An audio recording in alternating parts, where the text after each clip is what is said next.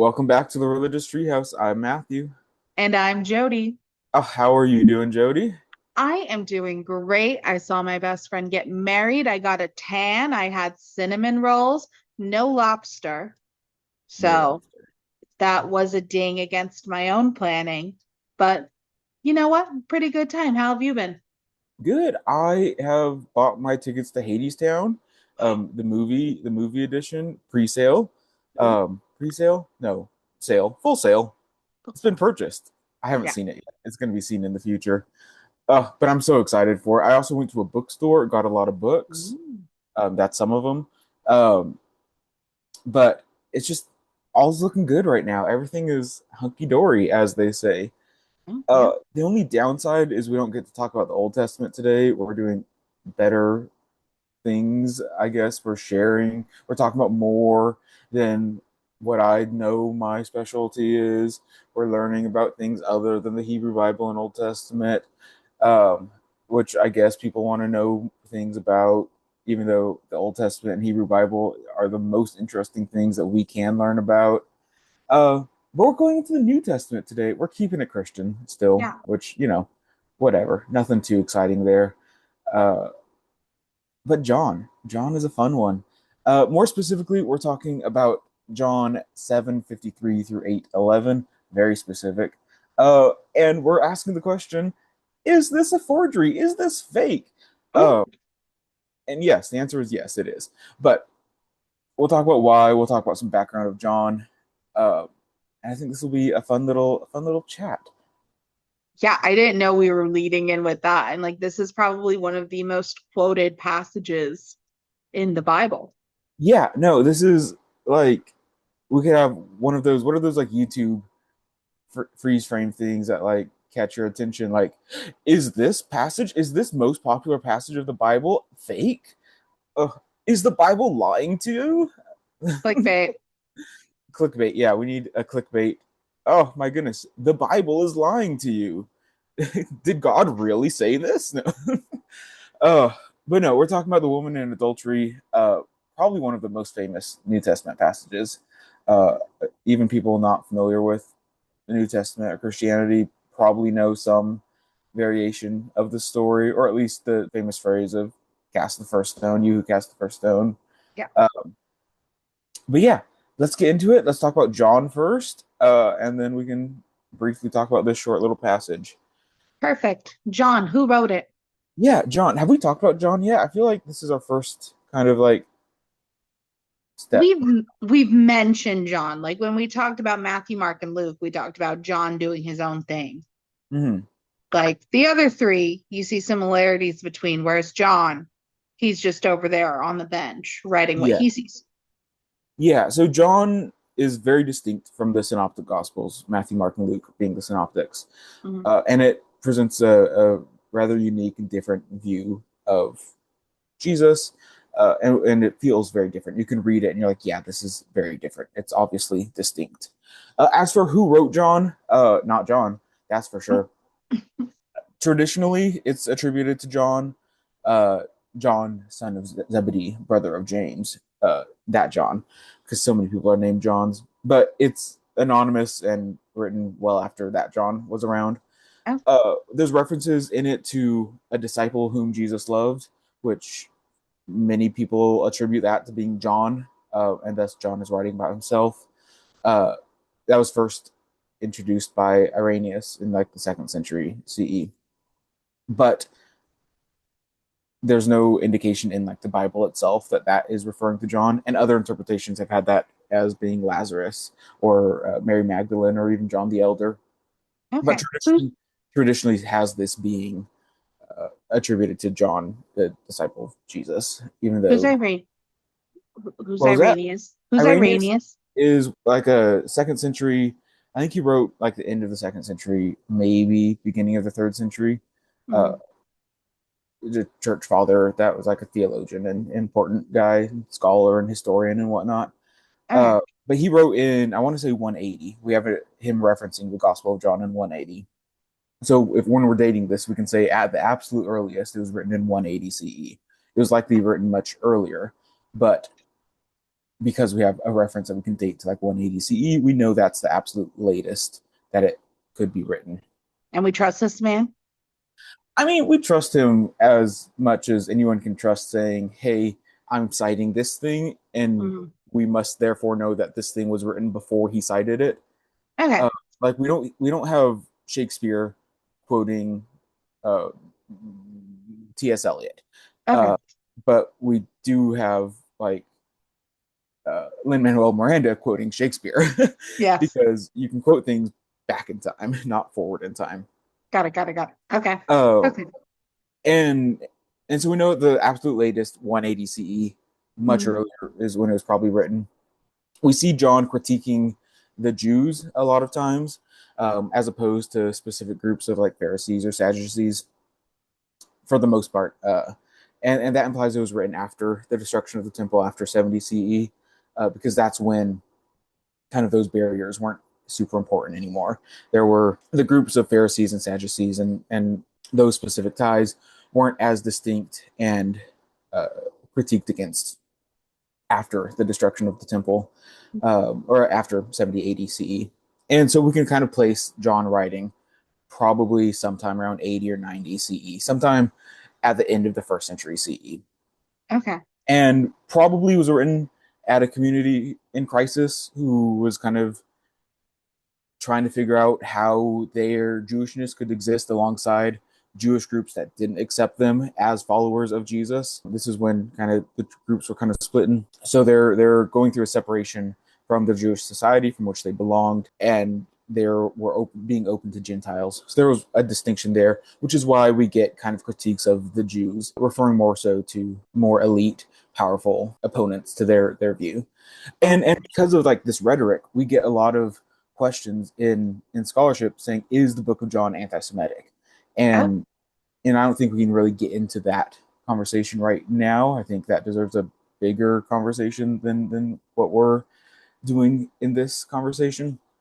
But this question does arise, and as does this question in a lot of the gospel rhetoric, as we see like in the Passion of the Christ, Mel Gibson's movie, which is terribly anti-Semitic. We'll watch it at some point to talk about how anti-Semitic it is, but being influenced by things such as John make without proper mm, interpretations and historical arguments and stuff is easy to look at this and think of it as anti-Semitic. I don't think anti-Semitism is the right word to put on John, uh, yeah. but I do think it has contributed to anti-Semitic thought in the past Okay.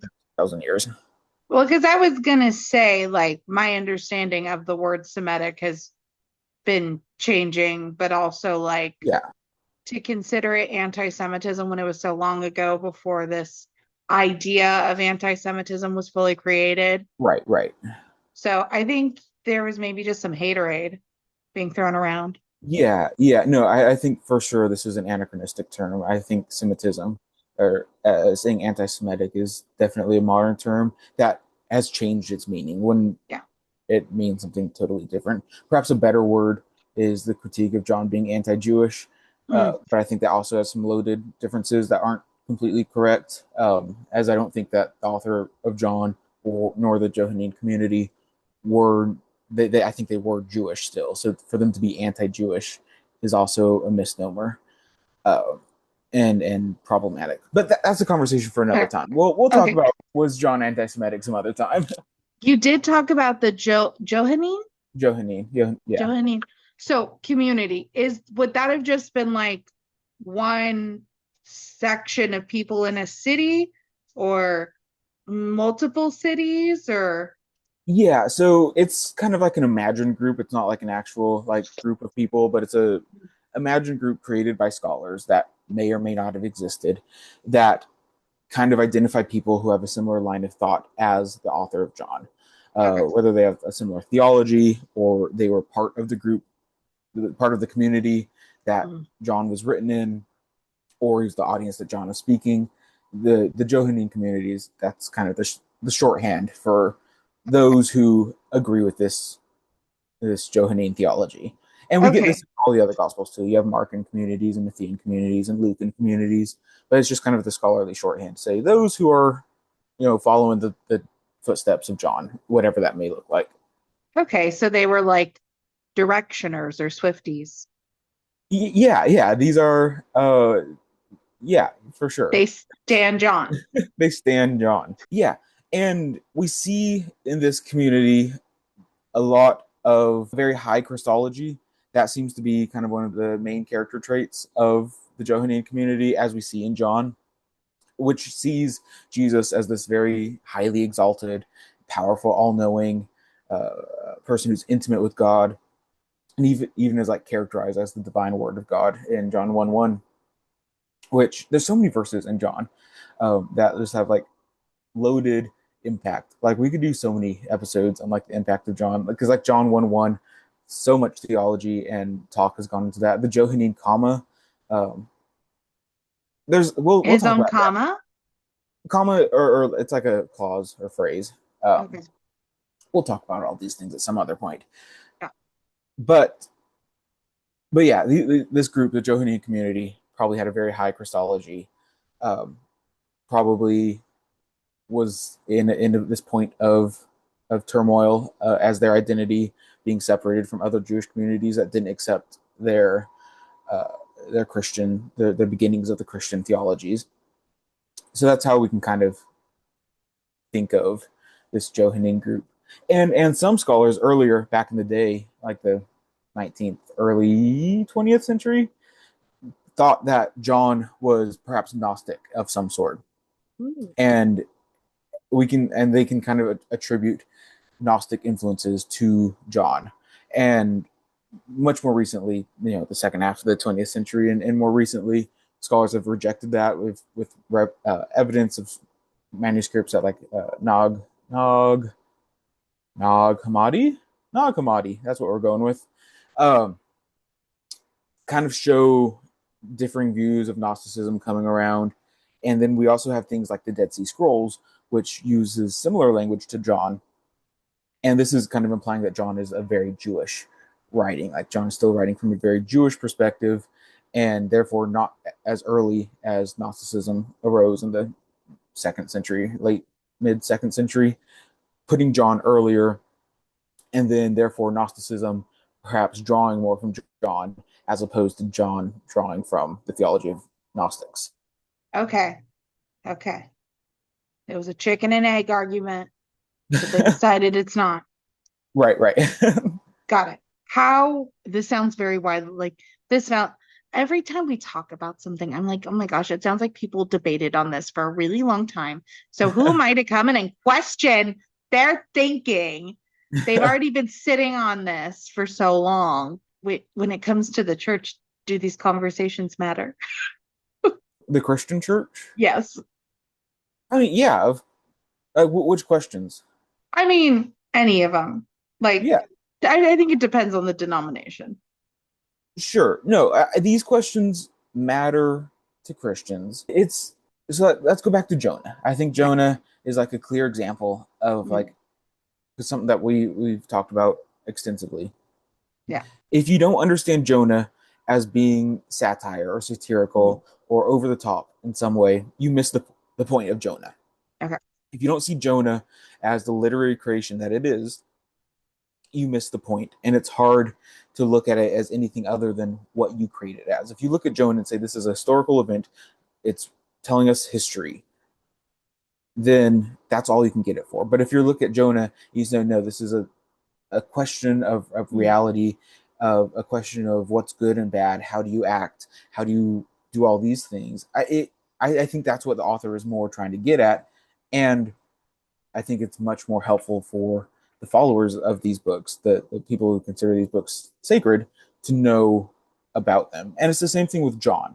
If we Mhm. know John and learn about what John is and what John wrote for and what John's purposes were and John's literary styles and the background of John, I think it can for people who consider this holy or sacred in some way, it's important to realize how the authors, the original writing, whatever that may be, wanted the readers to interpret it as. Mhm. And John is very mystical, very speaks in he doesn't talk about parables like synoptics do. He talks more in like long speeches and discourses about, or Jesus talks about himself in these long speeches, but uses a lot of dualistic imagery, light and dark, up and down, life and death, kind of evoking these messages of good and evil, right and wrong.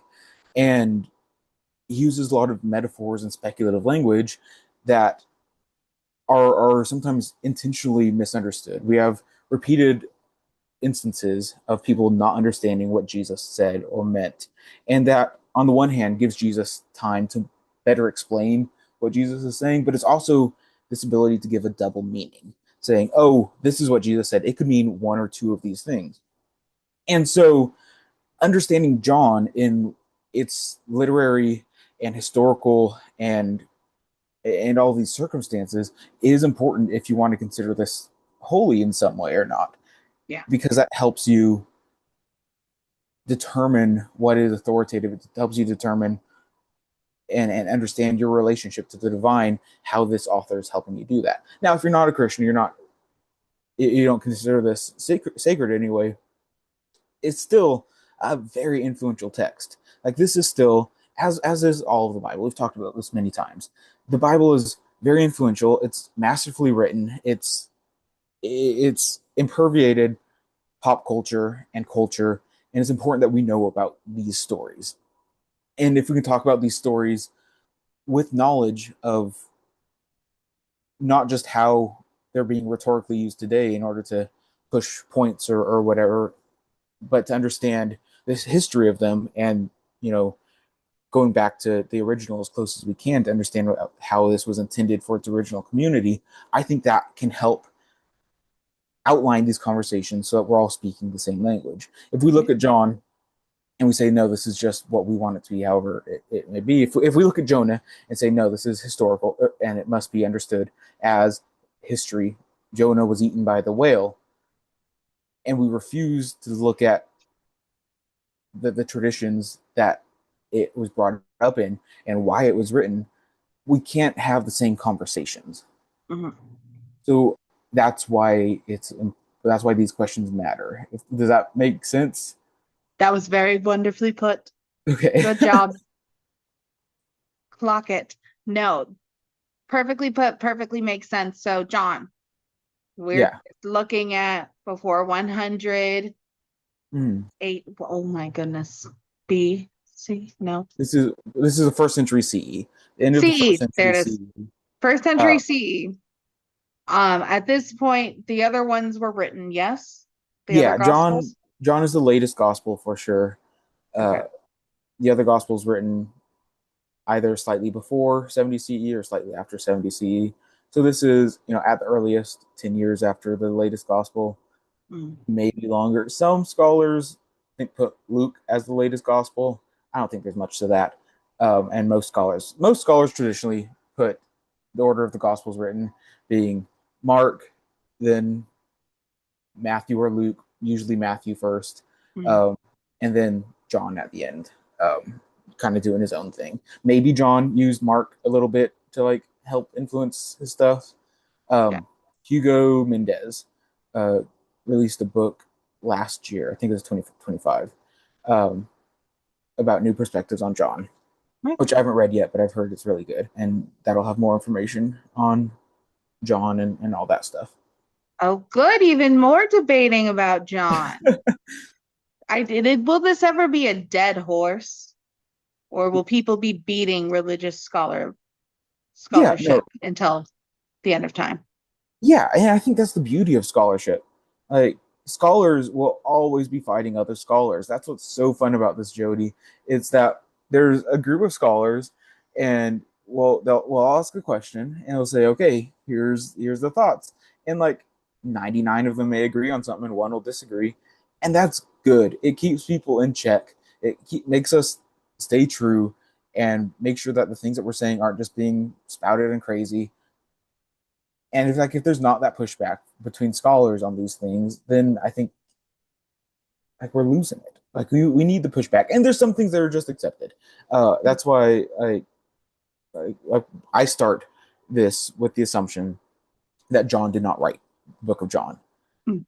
Like any serious scholarship is also going to start with that assumption. Some scholars might say, hey, perhaps this came from a tradition from the disciples. Maybe they'll say that. But for the most part, the scholars will say, hey, John was written well after the disciples, way after the apostles, and we have whatever John is. But it's important that we're never beating a dead horse. We're always pushing the scholarship to make sure everything is copacetic. Got it. Got it. Any more facts about John we should talk about? Yeah. So there's some distinctive features in John. I've talked about a Mm, few. The dualistic imagery and kind of the metaphors and speculative language that Jesus mm, uses that gets confusing. We also get seven miracles or signs throughout the gospel. That's kind of a distinctive feature where it's kind of separated into seven sections of objects or events or qualities that point to the existence of something, those being like God and Jesus being the Son of God. And we also get Jesus introducing important pronouncements with very truly, I tell you. And then he also says, I am so many times, which could be kind of emphasizing his identity and mission of like taking on God's name, if you remember our conversation in mm, Exodus. And then we also get this kind of dual understanding of Jesus as human and divine, mm. and kind of focusing on faith and belief and believing in Jesus. The kind of core message of John, we can see in John 20:31, that the point of the gospel is to encourage readers to believe that Jesus is the Son of God, Messiah. And it's probably more so for his own group to maintain their belief in this like troubled time as opposed to Mm. like converting new followers. John was probably written for people who already was on board with this whole Okay. Jesus as Messiah concept. Got it. But yeah, I think that's a good basic intro to John. Yeah. There's much more that could be said, but someone else will have to say it. So now let's get into this passage, hoax. Yeah, What's going on? Jody, do you want to give us a summary? Yeah, Jesus goes somewhere. People come to him, say this woman is an adulterous whore. We must stone her. Jesus says, let he who is without sin cast the first stone. No one can. Then he looks at the woman, make better choices, and off she goes. I mean, Mhm. very simple. Yeah. You've probably heard it a million different ways, Mhm. but yeah.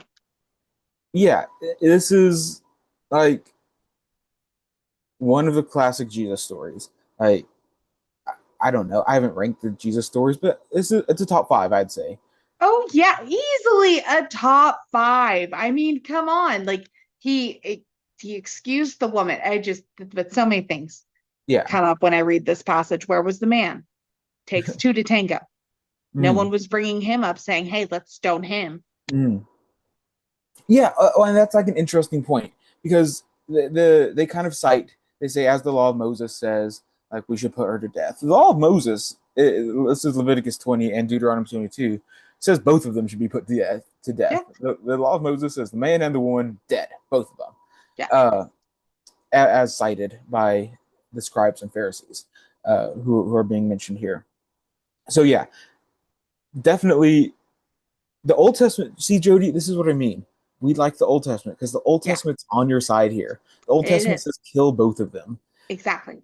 And I would here, argue let's not kill anyone sure. because, like, yes, they may have hurt people's feelings, but like, that's it. Right, right.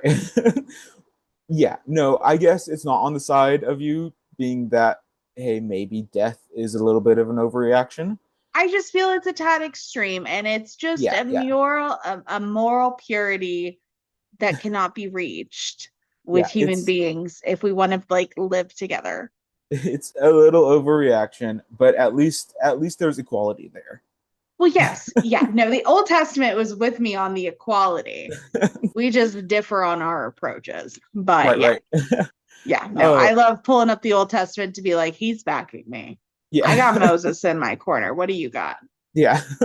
For sure. Moses is on your side here. And Yeah. then I guess Jesus is fully on our side, in Yep. which Jesus is like, hey, no one has to die. I guess that's the point that we were trying to make, that Yeah. Jesus made in the first place.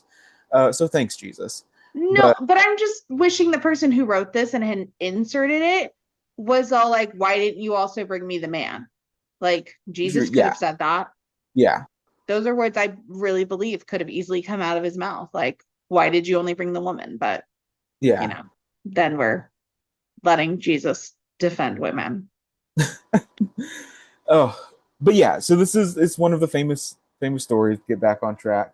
I think what, like, other more famous Jesus stories: resurrection, crucifixion, birth, loaves and Table fish, flip. table flip. Like, okay, maybe not top five, but for Birthday. sure top 10. Top 10. Top 10 Top Jesus story. 10. Hey, let Lazarus, us know in the comments if you're familiar with Jesus stories, and if you feet are familiar with washing. Jesus stories, how would you rank this one? Is as like a well-known story? Let's say it's number 7. Okay, I'm good with 7. Yeah, 7. I think this is the number 7 most famous Jesus story. Yeah. Because he does this. The scribes and Pharisees bring her to Jesus, and they're like, "What you gonna do? What you gonna do?" And Jesus kind of doodles on the ground, and he's like, "Cast the first stone," and then he doodles on the ground, and everyone walks away. A I great love how story. neurodivergent he is. Yeah, Like they're like, and Jesus did make eye contact and he doodled on the ground and gave his answer. I'm like, that man has something. Sorry. yeah, and this is one of those passages that has drawn speculation from all over the place. Oh We yeah. love some speculation, because what did Jesus write in the sand? That's the big question. He drew a rocket ship. The first question that this should bring up is, was Jesus literate? And the answer is probably not. This is a story. This is a story attributed to Jesus. I don't think this story actually happened. The second question that this should bring up is, what did he write? And so there's a handful of traditions that discuss this. So there's a 10th century Armenian gospel that says that he wrote the sins of the accusers, which would make sense for the first time, like he wrote, because Jesus wrote twice here. He wrote the first time. It would make sense that he wrote like the sins of the accusers, and then he was like, cast the first stone, and he'd be like, yeah, for sure. And then Jesus writes again, so it's like, what's he writing there? So that doesn't make a ton of sense, but Yeah. that's a 10th century tradition. There's also some Roman traditions that the judge would first write the sentence and then read it aloud. That could be what Jesus is doing there.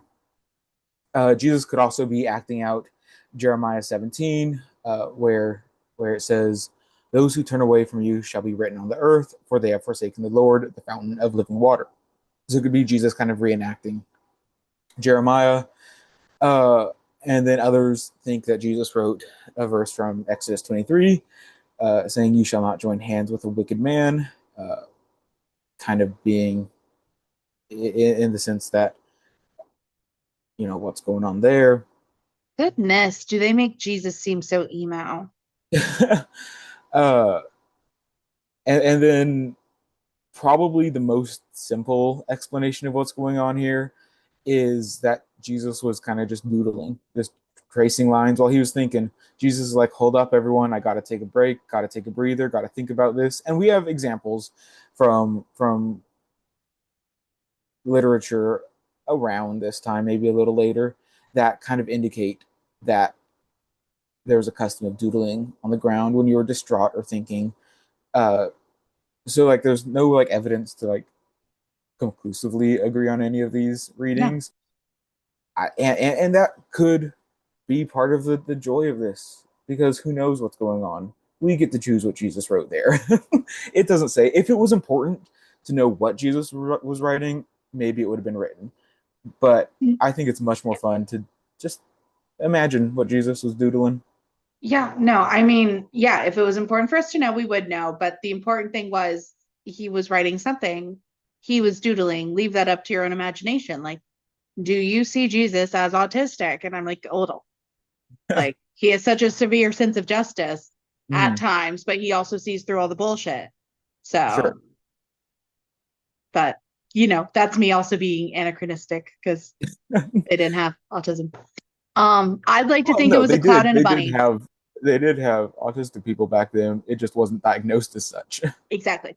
Yeah. Like they were like, hey, these people, really good pattern recognition. They must be prophets. I'm like, Sure. wait a second. I mean, maybe we're speculating a little much there, but yeah. Uh, but as famous as this story is, it probably isn't original to the Gospel of John. What? How could you say that, Matthew? What proof? What evidence could you have? Let me tell you.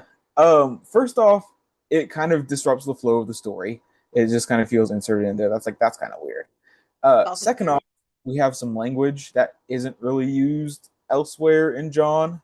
So like as I mentioned previously, mentioning the Pharisees is not common in John, and mentioning the Pharisees and the scribes, which is a common formulation in the Synoptics, is only mentioned here in John in this story here. And then we also have the reference to the Mount of Olives, which is only referenced here in John as opposed to many times in the Synoptics. And we have in verse 4 Jesus being called teacher as opposed to like rabbi, which is much more common in the Synoptics as opposed to John. So we have this problem of language that doesn't make a ton of sense. It doesn't really feel like John. In fact, it feels much more Lucan. This language and the story and the themes feels much more close to Luke's theology and Luke's analysis than it does to John. Mm. And the problem with the earliest manuscripts we have of the Book of John is that it's not found in the Book of John. We have a ninth century manuscript that has like a note on like at this point that says like this was in the manuscript that I'm copying from, but it seems kind of fake to me, so I'm not going to include it in my manuscript that I'm writing.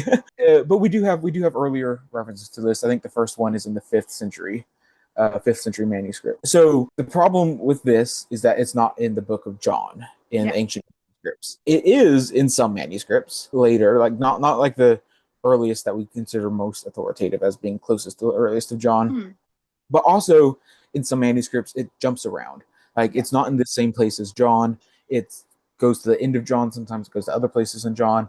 And at one point it's even in the book of Luke. So Oh. some traditions has this in the book of Luke. So it's this floating tradition about Jesus that doesn't really have a home until maybe the 5th century, where it's kind of set in Codex Bezae is what it's called, 400s. But what we do have is a note from Eusebius. And Eusebius is a 3rd century writer who is quoting Papias of Hierapolis, who was a 2nd century writer who was quoting the Gospel of Hebrews.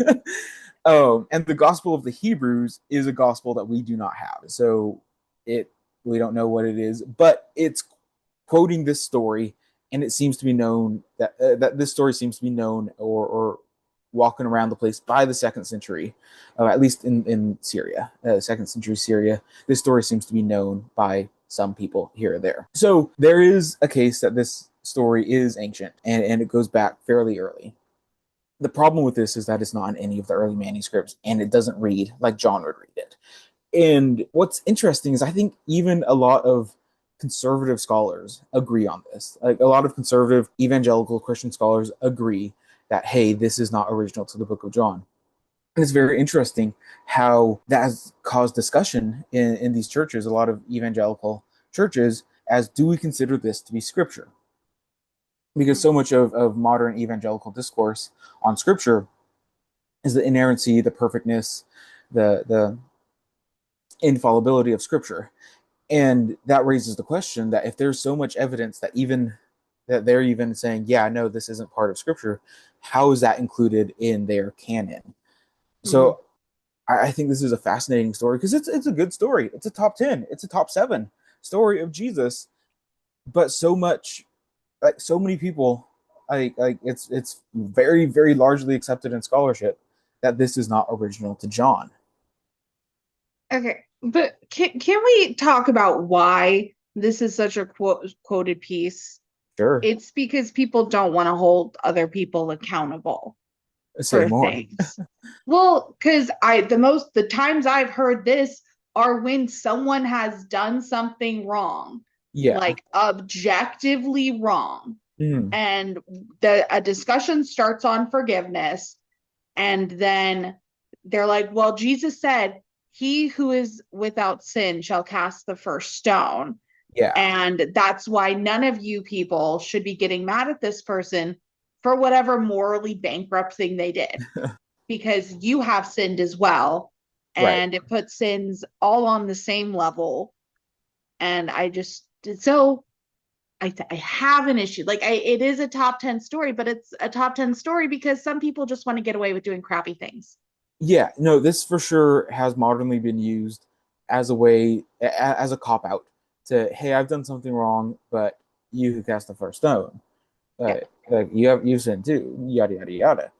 So yeah, I do think at its worst, the story has been used to to get people out of trouble when they deserve trouble. At its, but like one reason that this may not have been accepted scripture, even if it was ancient, was Mm. because there was probably a dis-ease with Jesus forgiving the adulteress. Like that was not in vogue with the early church. That was not something that they were super comfortable with. Jesus is forgiving something so promiscuous Yeah. as adultery. Oh no, which like we still agree is like a bad thing. Like don't be Yeah. doing this.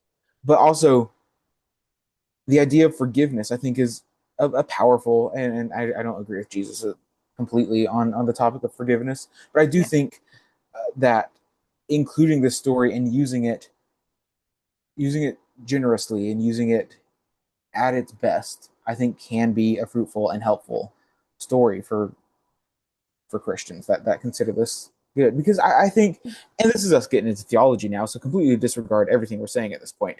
Yeah. But I think at its best, this story can Mhm. be looked not as Jesus saying, "I've done something wrong. Now you who've sinned cast the first stone." This is Jesus saying, "Look at that marginalized person. Look at that poor and oppressed and othered person, Yeah. and you who cast the first stone, like you without sin cast the first stone." Yeah. I think that at its best is how this story can be used. Yeah. Jesus defending the marginalized and oppressed. Yes. I can, and I can get there and I can agree with that, but there's just so many angles Yeah. people can take this from. And I don't like the angle that lets specifically men escape consequences, Right. Right. because that's mostly when this has been quoted at me. When I'm Yeah. like, hey, homeboy did something bad. Let he who is without sin cast the first stone. I'm like, I am going to throw something. Right. Right. So, all right. So, what else about John and this? Oh, that blog I sent you, this dude. He's like, it was removed because they didn't want women to think they could become too morally loose. Are you kidding me? We're really worried about the moral looseness of women. And again, they did not drag the man up. They let him stay at home. They dragged her out of bed, but they let him stay home. I digress. Anything else? No, I think that's it. I think this was a fun little exploration into John and a fun little, historical critical or textual critical analysis of what's going on in this funky little passage. Yeah. But yeah, thank you all for listening. I had a great conversation. And if you have agreements or disagreements or questions or concerns or topic ideas or anything really, let us know. Comment down in the YouTube or the Spotify or the Apple or wherever you listen to this, or comment on our social media such as Yeah. TikTok, Instagram, Bluesky, Facebook, all the places. Yeah. Or send us an email at theriligioustreehouse@gmail.com with your thoughts, questions, concerns, and critiques. Yes. And this time you can send critiques to me, because if you want to argue on why they should be used to help men escape their consequences, I have many things to send you. Yeah. Yeah. I'm in a Um, fighting mood. I don't know what's going on no, today. I like this. I like the side of you, Jody. But Thank yeah, you. send this to whoever you buy your rocks from. And like let them know what you think. Share the podcast. Share it with your friends, such as your local We are rock seller. slowly growing. We're at 304 subscribers on YouTube. Yeah, we're famous. We're slowly but surely. Guys, we're still in our development stage, okay? Yeah. You notice how We're like, we actually post more, like we get more engagement? Isn't that crazy and silly? It's Who'd have thought? insane. Who'd Who'd have have thought? thought? Yeah, just at me. All right. Have a great day. Bye. Ugh. Okay. Okay. We can do like some gotcha. Um, this this story in the Bible is fake. They inserted this story into the Bible. Jesus, misquoted. I don't know. That's just like a Bart Ehrman misquote. Oh, Ugh. yeah. No, I think this is good. Good job, Yeah, John, or good not job. John, whoever not Probably John is. not. Yeah.